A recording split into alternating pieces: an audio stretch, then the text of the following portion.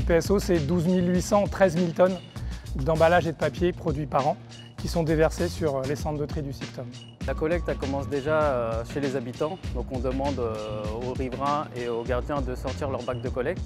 Alors, le travail du contrôleur est de s'assurer que les horaires de sortie des bacs et de collecte soient bien respectés par les riverains.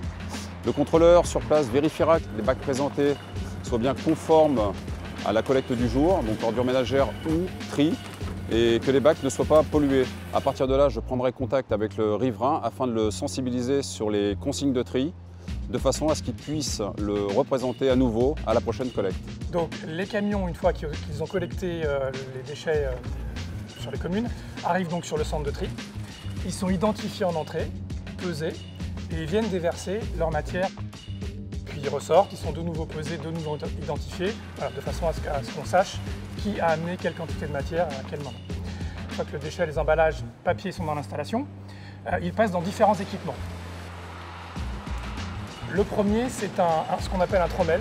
C'est une sorte de gros tambour de machine à laver, d'une longueur de 10-12 mètres, de 3 mètres de diamètre, dans lequel ils sont séparés selon leur taille, les petits, les moyens, les gros.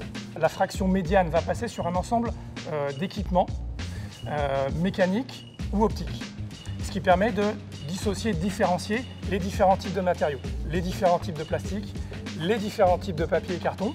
Une fois que ces emballages et ces papiers sont passés sur ces installations mécaniques, elles passent au niveau de table de tri auprès d'opérateurs qui sont là pour affiner et contrôler le tri qui a été fait au préalable. Concrètement, ils retirent l'emballage ou le papier qui n'est pas au bon endroit.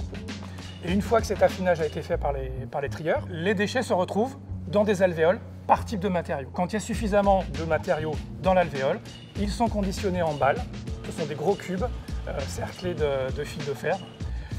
Et une fois qu'il y a suffisamment de balles produites pour une matière, elles sont acheminées par camion ou par péniche sur les centres de recyclage. Alors en fait, les tonnages qui sont amenés par GPSO sur les installations de SICTOM, ça correspond environ à 12 800, 13 000 tonnes d'emballage et papier par an.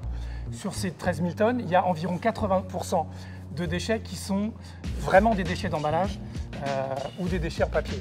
Mais il y a encore 20% qui ne devraient pas être là. L'idée, c'est vraiment de nous mettre dans le bac jaune, dans la poubelle jaune, tous les emballages, mais que les emballages et les papiers. Et puis surtout, ne pas les mettre les uns dans les autres, ne pas les imbriquer. Parce que sur la chaîne de tri, les machines comme les agents ne pourront pas les dissocier. De même que quand on les met chez soi dans un sac, bien vider le sac dans la poubelle.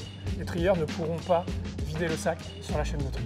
Désormais, dans les poubelles jaunes, vous pouvez mettre tous les emballages, carton, plastique, polystyrène. Et en cas de doute, vous pouvez vous référer au sticker qui est collé sur votre bac de collecte jaune.